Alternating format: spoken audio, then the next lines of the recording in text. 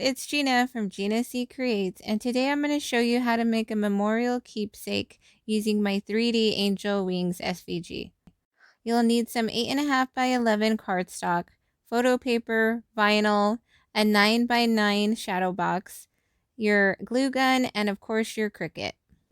To layer my cardstock together, I'm going to use foam tape and foam dots, and this will give it that 3D effect. You can use scissors and cut your foam tape in strips, or you can use tweezers and use these micro foam dots I found on Amazon. I'll leave the link in the bio. Now that we have all the supplies, let's get started. Once you have my SVG downloaded, you can unzip it by extracting all and saving it to the same location. Now you have an open folder to work with. And sometimes the SVG gets converted to an HTML doc, and that's totally fine because it will still work as a SVG, but you can open and choose a program like Internet Explorer and save it to open your SVG files that way. And now it says SVG document. And as you can see, by double clicking on the file, opens it in Internet Explorer. You're not going to want to double click on it to open it. You're going to want to open your Cricut Design Space and upload it through there so you can view your file. Make sure to check out my other videos if you need more help uploading the SVG. Now let's open up Cricut Design Space. So click Upload, find your Downloads folder, find the Unzip folder, and locate the SVG. It should say SVG file type, and upload. Insert it into your canvas, and you can zoom out so you can see your full design, and you can see off to the right in the layers panel that you have multiple layers. You click ungroup so you can access each individual group. You can hit ungroup again. You can now select each layer. And this one I'm going to right click and hit attach so it could cut in one piece. And next I'm going to select the wings and ungroup. Now you can select each layer of the wings, and I believe there's a total of 6 layers in each wing. If you like, you could personalize your project and select each layer and change the color, but it's totally up to you. I'm going to leave my colors the same and use a gray color scheme for mine. But I'm just laying this out for you so you can see how many layers each wing is. So now it's time to import a picture of your loved one. So go ahead and go back to Upload and browse your images to find your picture. We're going to upload and click complex image. You can also zoom out to see your full image, and we're just going to hit save as a print and cut because we're going to edit this in our canvas. And pictures always blow up really big, so we're going to size this down under size width. I'm going to put it around 4 or 5 inches. We can zoom back in. That seems a little too small still, so I'm going to enlarge this picture a little more because you're going to overlay this light gray heart and we're going to slice. So you're just going to overlay it on your picture. So I'm going to select the picture and the gray heart layer so you can see only 2 layers are selected and hit slice. And now I'm going to get rid of my scraps, and I'm going to keep the picture of my heart. And now we could get rid of these scraps. We don't need these. And next we're going to add a title to our banner. And for tutorial's sake, I'm using a stock photo, and I'm going to add the title Sister. My sister did not really pass away. This is just for tutorial's sake. So I'm going to use all caps and write Sister.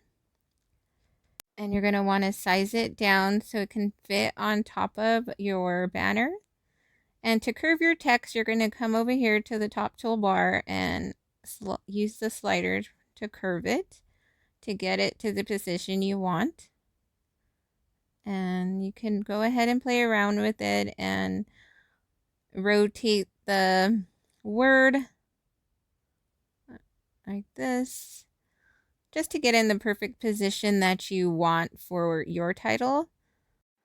You can also use the letter spacing up here at the top to bring them closer together or farther apart.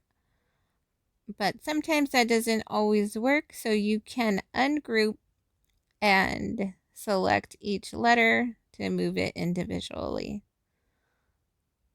So once you get it perfect how you like it, and just slide these over a bit. And once you're done, you can move the bottom layers out of the way. Select sister, and we're going to attach, so it will cut in one piece. And it looks like everything is ready to cut. Let's zoom back out. And if you're not going to change the colors of your layers, you can click Make It. And now you can change your mat size to 8.5 by 11 paper. And I like to save paper, so I'm just moving my layers to the appropriate mat.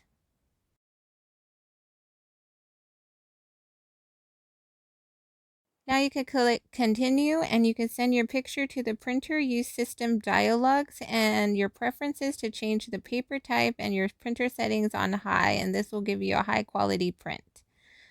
And once it prints out, let it dry for about 5 minutes so your ink doesn't smear.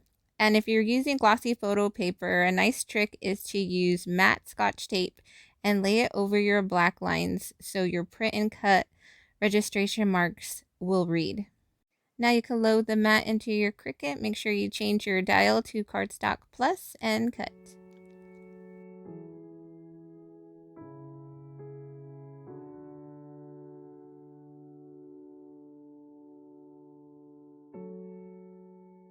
Next, I'm going to load my vinyl for my lettering, and make sure you move your dial to vinyl plus and cut. Go ahead and weed off your vinyl and save it for later.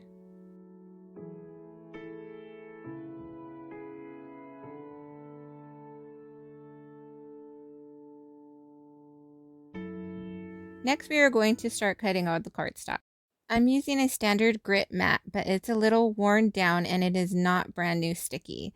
You do not want to use a super sticky mat when you are working with cardstock. The best mat to use is the light grit mat or a worn down standard mat. Once it's cut out, I'm going to use my spatula to lift out my wings. If you have any trouble cutting out your cardstock, make sure that your mat is clean and clear of debris because that could sometimes cause your blade to rip your paper. Then use your big scraper to clean off your mat. Once you have all the pieces cut out, we can begin to assemble. I like to organize my wings as I cut to make sure I know the left from the right. Each wings will have 6 layers of it. The heart will have 2 layers. The banner has 2 layers along with the sister being the 3rd layer. Now it's time to assemble the left wing. I start with the bottom pieces first. I'm going to flip over the second to the bottom layer and I'm going to add my foam strips on the back. You can flip it over to see if it shows through, and you're going to want to cut skinny strips and place them on the back, or you can use these micro foam dots that are perfect size. I use my tweezers so I can easily grab them. I place them around the edges of the wings and some in the center. Then you're going to lay it on top of the bottom layer. Then you're going to work on the 3rd from the bottom layer and add foam dots to the back of that one and a layer on top. And you do the same for the remaining layers.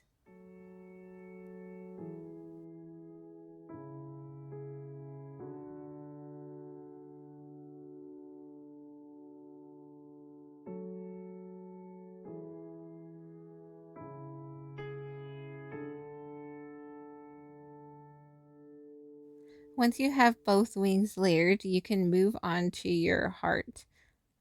You're going to flip over the heart with your picture on it and add foam tape to the back. Then you can lay it over your silver cardstock.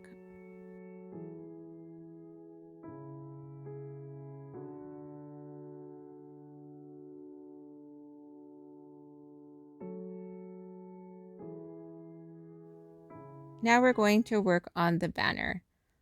You're going to add tiny foam strips to the gray outline of the banner.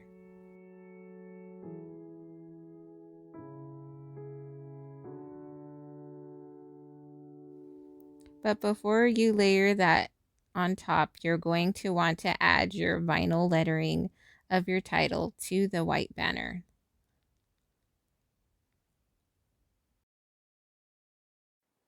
Then you can layer your gray outline on top.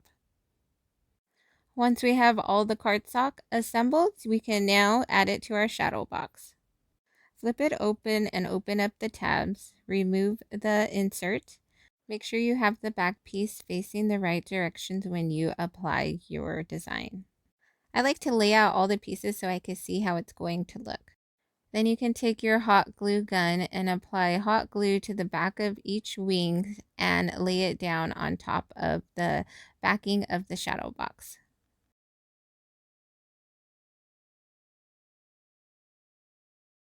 Next, we are going to add the heart. You just need a little bit of hot glue to the center of the bottom of the wings and press down.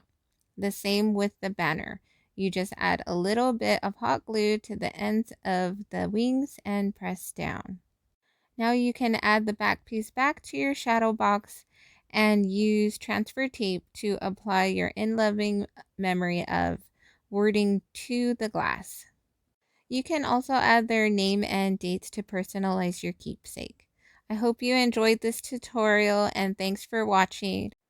Make sure to subscribe so you can create what Gina C creates.